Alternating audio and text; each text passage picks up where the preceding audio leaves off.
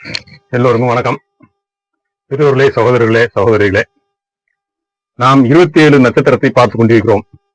இன்று நாம் 27 நட்சத்திரத்தில் 24வது நட்சத்திரம் சதயம்.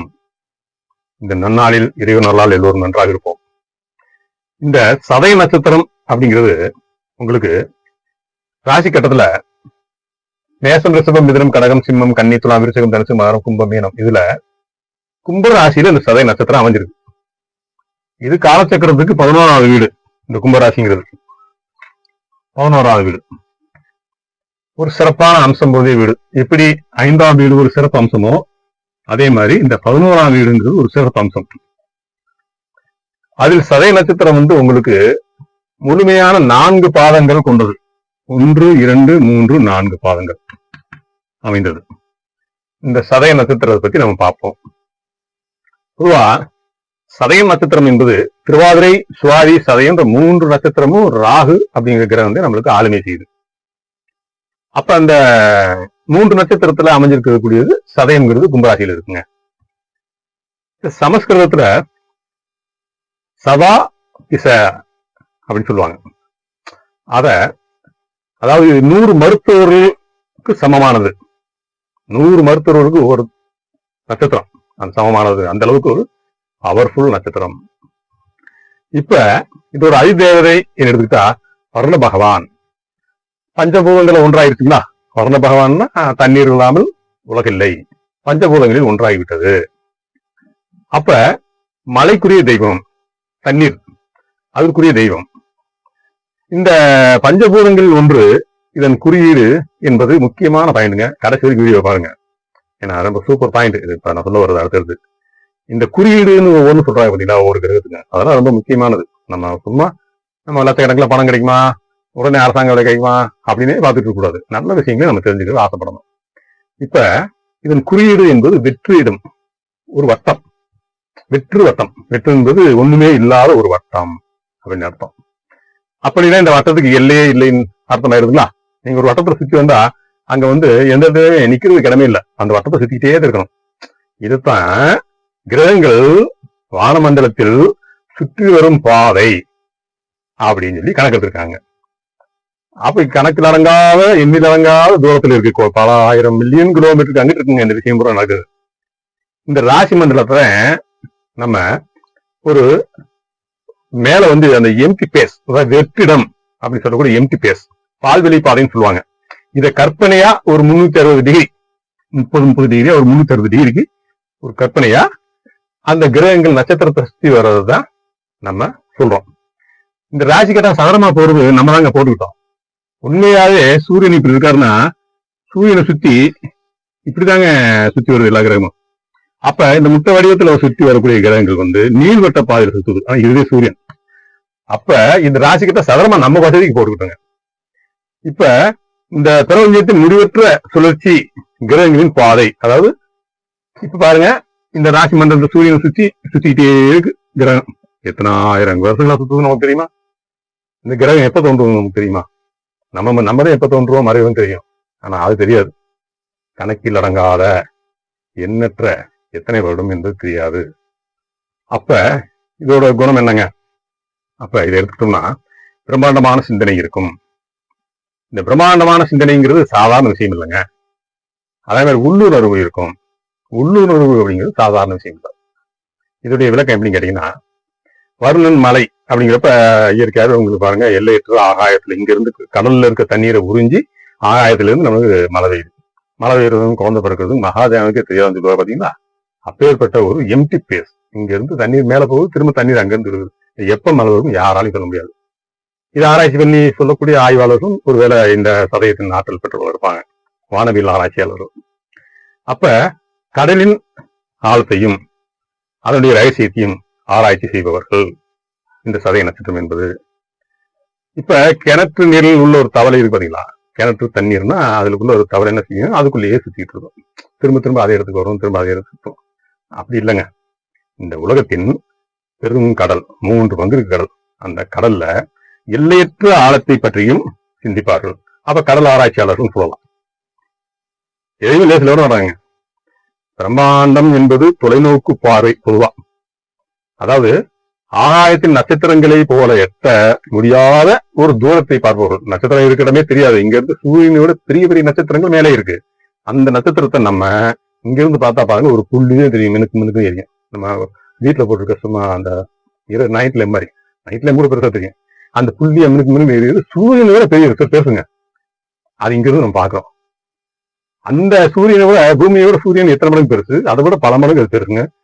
அந்த நட்சத்திரம் இருக்கிற இடமே நம்மளுக்கு அவ்வளவு தூரத்துல இருக்கிறதுனால தெரிய மாட்டேங்குது. பக்கத்துல இருந்தா சந்திரன் மாதிரி சூரியன் மாதிரி தெரியும். அதையெல்லாம் ஆராய்ச்சி பண்றவங்க இந்த சதய நட்சத்திரக்காரங்க. ஆக இவருடைய சிந்தனை பிரம்மாண்டமாக இருக்கும். அப்ப பிரம்மாண்டத்தை பார்த்துட்டோங்களா? இப்ப எல்லையற்ற வான்வெளியின் வெற்றிடம். வெற்றிடம் என்பது முதல் பாருங்க, நம்ம முன்னோர்கள் நாம் வழிபடக்கூடிய தெய்வம் பிரம்மா, சிவன், விஷ்ணு. சிவன் எல்லையற்றவர், ஏகாந்தமானவர், எங்கும் நிரம்பி இருக்கிறவர். அவரு என் தலைமுடியை தொடர்வதற்கு காலை பார்க்க முடியுமான்னு கேட்கும்போது இந்த கதை உங்களுக்கு எல்லாரும் தெரியும். விஷ்ணு பகவான் எல்லையில்லாத தூரத்தில் இருக்கிறதுனால காலை தொட்டு வணங்கினாலே போதும்னு சொல்லி காலை தொட்டுறாரு. எவ்வளவு படத்தை சினிமாவெல்லாம் பார்த்துருப்பீங்க. மேல இருக்கிற சிவன் தலையை தொடர்க்க முடியல, எல்லையில்லாத தூரம், பிரம்மானால முடியல. அப்ப அதாவது இந்த விண்ணுலகத்துல ஆதியும் அந்தமும் அப்படின்னு சொல்லி நம்ம சிவனை சொல்லுவோம். அதுதாங்க வெற்றிடம். இப்ப ஒரு விஷயம் சொல்றேங்க. வெற்றிடம்ங்கிறது, நான் நிக்கிற இடத்துல இருக்கிற இந்த இடத்த நான் அழைச்சிட்டு இருக்கேன். நான் இருக்கிறதுக்கு நான் எங்கெல்லாம் போறனோ அங்கெல்லாம் அந்த இடத்த நான் அழைச்சிக்கிறேன். ஆனா ஒரு நாளைக்கு நான் காணாம போய் இருக்க மாட்டேன். ஆனா நான் எங்க நின்னும் அந்த இடம்லாம் அது வெற்றிடம் திரும்ப அதே இடத்துல இருக்குமா இல்லையா? நான் இங்க இருந்து இப்படி வந்தேன்னா பாருங்க, இந்த இடத்துல வெற்றிடம் ஆயுது. ஆனா இங்க இந்த இடத்த அழைச்சிக்கிட்டேன். திரும்பி இங்க வந்த உடனே இந்த இடத்த அழைச்சிக்கிட்டேன். ஆனா இந்த பொருள் ஒரு நாள் காணாமல் போய்விடும். ஆனால் அந்த இடம் அப்படியே இருக்கும். இது வேற ஒரு ரூபத்துல இருக்கும். அதையெல்லாம் பேசுற அளவுக்கு நம்மளுக்கு தகுதி பத்தாது, அறிவு கம்மிதான். நமக்கு தெரிஞ்சது பேசுவோம். அப்பேற்பட்ட ஆதியும் ஒன்றும் இல்லாத சிவனை தேடிதான் நாம் போய்கொண்டிருக்கிறோம். இப்ப ஒரு காகிதத்துல ஒரு புள்ளி, அந்த புள்ளியை பாருங்க. இந்த பிரமாண்டமான சிந்தனை சொல்றோம் பாத்தீங்களா? இது எப்படின்னு கேட்டீங்கன்னா, இந்த காகிதத்துல இருக்க புள்ளியை பார்க்க மாட்டாங்க சதய நட்சத்திரம்ங்கிறது. அந்த புள்ளிக்கு சுத்தி வர அந்த காகிதத்தில் இருக்க எம்டி இடம் இருக்கு பாத்தீங்களா? இதுல என்ன செய்யலாம்? இது பிரபஞ்சம் வச்சுக்கோங்க. அந்த காகிதத்தை அதுல ஒரு புள்ளி அப்படிங்கிறது நம்ம கண்ணுக்கு தெரியுது. அது சுத்தி இருக்கிற இடத்துக்கு பூரா அந்த எம்டி பேஸ்ல என்ன செய்யலாம், எதை உருவாக்கலாம் அப்படின்னு சிந்திக்கக்கூடிய சிந்தனையாளர்கள். பொதுவாங்க இந்த புள்ளி புள்ளியா இருக்கிறது கேது. அதே நேரம் பெரிய கட்டம் கட்டமா இருக்கு பாத்தீங்களா? இப்ப சட்டையில இருக்குங்க. இப்ப நான் உங்ககிட்ட பேசிட்டு இருக்கும்போது இந்த சட்டையில புள்ளி புள்ளியா தான் இருக்கு. இந்த புள்ளி புள்ளியா இருக்கிறது கேதுவினுடைய ஆற்றலை கொடுக்கும். ஒரு சட்டையில கூட இருக்குங்க, ஒரு நிறம், சட்டை, நான் பார்க்கக்கூடியது எல்லாத்துலயுமே ஒவ்வொரு சக்தி இருக்குங்க. அந்த வகையில அந்த சட்டையில இருக்கிற பெரிய கட்டம் போட்ட சட்டை போட்டுருந்தா அங்க ராகு அவருடைய வேலையை காட்டுவார். சின்ன புள்ளி புள்ளியா இருக்கிற நைஸா சதுர கட்டங்கள் இருக்கு பாத்தீங்களா? அது கூட ராகுடைய தத்துவத்தை, கேதுனுடைய தத்துவத்தை ஆளுமை செய்கிறது அந்த சட்டையில இருக்க டிசைனை. அப்ப இந்த டிசைனிங்கே எவ்வளவு ஆளுமை செய்யும் பாருங்களேன். ஒவ்வொரு நிறத்திற்கும் ஒவ்வொரு கிரகத்திற்கும் தொடர்பு இருக்கு. எந்தெந்த கிரகத்துக்கு எந்தெந்த நிறம் இருக்கோ, எந்தெந்த கல் இருக்கோ அதையெல்லாம் போடணும். அந்த நேரத்தை பார்க்கக்கூடாது, அந்த சட்டையை போடும், இந்த நேரத்தை எடுன்னு சொல்றது. நம்ம இன்னைக்கு கூட அலங்காரத்துக்காக பார்த்துட்டு இருக்கோம். இப்ப இந்த சதயம் இவர்கள் ஒரு பெட்டியில் உள்ளதை பார்க்காம, பெட்டிக்குள்ள என்ன மட்டும் பார்க்காம இந்த பிரபஞ்சத்தில் உள்ளது என்ன அப்படின்னு பார்க்கக்கூடியவங்க, அவ்வளவுதான். இது எல்லையற்ற தன்மையை குறிக்கக்கூடியவங்க சொல்றாங்க நம்ம முன்னோர்கள். இப்ப நான் இங்க இருக்கிறேன், பிறகு அது இடம் விட்டு இடம் மாறிடுறேன். அதே மாதிரி எதுவுமே நிலை இல்லை. அப்ப ஏகாந்தமா எங்க யாருமே கண்ணுக்கு தெரியாத விஷயங்களை கண்டுபிடிக்கக்கூடியவங்க இவங்க. இந்த ஒரு வித்தியாசமான வீட்டை கட்டுறது அப்படின்னா இவங்க தான் யோசிப்பாங்க. மற்றவங்க கண்ணுக்கு கண்டுபிடிக்க முடியாத ஒரு வித்தியாசமான வீட்டை கட்டுறது எப்படி, இந்த சமுதாயத்துல புதுசா எதையாவது செய்யணும் அப்படின்னு நினைக்கக்கூடிய தன்மை. ஒரு மொபைல் போன்ல புதுசா இன்ஸ்டால் பண்றது எப்படி, ஒரு சாஃப்ட்வேர் ரெடி பண்றது எப்படி.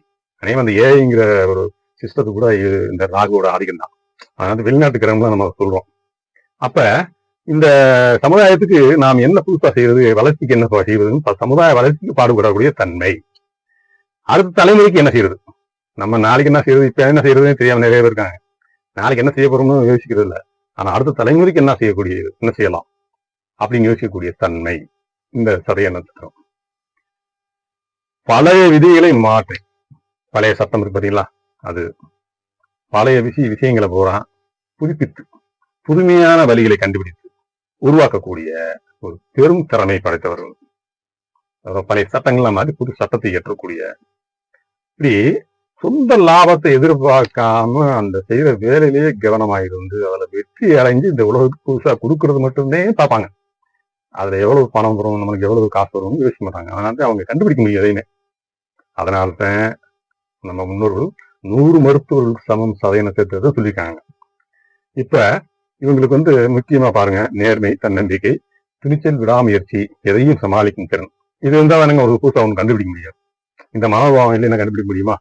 அதே மாதிரி மருத்துவ குணம் வாய்ந்தவங்க. இவங்க கையால அவங்க சும்மா தண்ணியை ஊற்றி இதுதான் மருந்துன்னு கொடுத்தா கூட அதை வாங்கி நம்ம கொடுத்த உடனே அது வேறு குணமாகும்.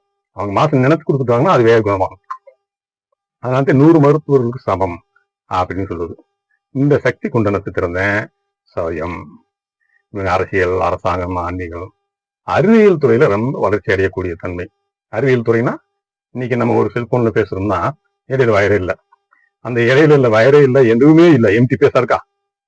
அப்ப எம்டியா இருக்கிற இடத்துல நம்ம பேசி இங்கிருந்து போகுங்க வெளிநாட்டு கூட. அதை கண்டுபிடிக்கிறவங்க யாரு?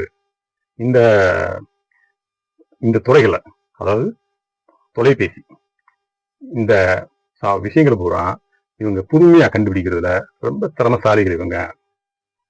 ஆக இவங்க செல்போன்ல பேசுறோம்னு மட்டும் இல்லாம எதுலையுமே போராடி வெற்றி அடையக்கூடிய குணமும் இவங்களுக்கு இருக்கு. ஒரு வேலையை செஞ்சா எவ்வளவு பணம் கிடைக்கும் பார்க்க மாட்டாங்க. ஆக அந்த விஷயத்த சக்சஸ் பண்ணி எப்படி காட்டுறது அப்படின்னு உலகத்துக்கு காட்டுறது அப்படின்னு பாக்குறதுல இவங்களுடைய சிந்தனை பூரா இருக்கும். ஆக மொத்தம் கடல் கடந்து பயணம் செய்யறவங்க இவங்க. ராகு வெளிநாட்டு கிரகம்னு நம்ம சொல்றது. கடல்கள் கடந்து பயணம் செஞ்சு அதிகமா அவங்களுக்கு அந்த விருப்பம் இருக்கும். இந்த ராகு சொன்னா அவங்க பொதுவாகவே என்ன ஞாபகம் கேட்டீங்கன்னா, கடல் கடந்து போறது வெளிநாட்டு கிரகம் பேரே வச்சாக இருக்கு. ஏன்னா இங்கிருந்து கடல் ஆராய்ச்சி பண்றதுங்கிறது நம்ம கடல் கடந்து போறதுதான். வானவில்ல நம்ம இந்தியாவுக்கு மேல இருந்து கொஞ்சம் தள்ளி போனோம்னா அடுத்த நாட்டுக்கு போயிடும். அப்படிங்கிறப்ப அதுக்கு வானவில் அடுத்த நாட்டுக்கு போறதுதான். இதையெல்லாம் இந்த கிரகம் குறிக்குது. அற்புதமான சதயம்ங்கிறது ஒரு அற்புதமான கிரகம். புதிய கண்டுபிடிப்புகளுக்கு சொந்தக்காரர். வாய்மையே வெல்லும்னு சொல்லுவாங்க. அவங்க சொல்லிட்டு வர்றது பூரா சதய நட்சத்திரத்திற்குரிய குணாதிசயங்கள். இது இந்த 12 பாவத்துல 1, 2, 3 12 பாவத்துல எந்த நட்சத்திரத்துல இருக்கோ, எந்த வீட்டுல இருக்கோ அந்த வீட்டின் வேலையை அவர் செய்வாங்க. இப்ப ராகு இந்த வீட்டுல இருக்காருன்னா இந்த கும்ப வீட்டு வேலையை அவர் செய்வார். இந்த ராகு இங்க இருக்கிறவரு புரட்டாதி நட்சத்திரம், சதய நட்சத்திரம், அவிட்ட நட்சத்திரம், 3 நட்சத்திரம் இருக்குங்க. இந்த நட்சத்திரம் எந்த நட்சத்திரத்துல இருக்கிறாரோ அந்த நட்சத்திரத்தின் வேலையை அவங்க செய்வாங்க. ராகு கிரகங்களுக்கு அப்படிதான், மற்ற கிரகங்களுக்கு அப்படி இல்லை. அவங்க இருக்கும் வீட்டின் பலனையும் நட்சத்திரத்தின் பலனையும் தருவாங்க. இப்ப ஜென்ம ராசி அப்படின்னா இப்ப பாருங்க, இந்த ஒரு சில குணங்களை சொல்றேன். ஒரு படத்துல நம்ம ஒரு குத்து குத்துனா யாரும் கீழே விழுங்க மாட்டாங்க. ஹீரோ ஒரு குத்து குத்துன உடனே போய் பெரிய ஒரு வண்டியில ஒரு கண்ணாய் உடஞ்சு உள்ள போய் சொல்லிடுவேன். இதை நம்ம கண்ணுக்கு பார்க்கறப்ப எப்படி இருக்கு? ஒரே குஷியா இருக்கு, பயங்கரமா இருக்கு. இது பிரம்மாண்டம். இதை செஞ்சு காமிக்கிறவங்க யாருன்னு கேட்டீங்கன்னா இந்த ராகுவோட எஃபெக்டிவ் இருக்குங்க, இதை செஞ்சு காமிப்பாங்க. அப்படி சாதாரண விஷயத்த கூட ஒரு பெரிய விஷயமாக்கி காட்டக்கூடிய தன்மை இவங்களுக்கு இருக்கு. அது ஒரு தனித்திறமை தானே. எல்லாத்தையும் ரசிப்போம், எல்லாவற்றையும் தெரிந்து கொள்வோம். நன்றி நண்பர்களே. அடுத்து சதய நட்சத்திரத்தை பார்த்தோம், அடுத்து புரட்டாதி குருவி நட்சத்திரத்தை பார்க்கும் நண்பர்களே. வணக்கம்.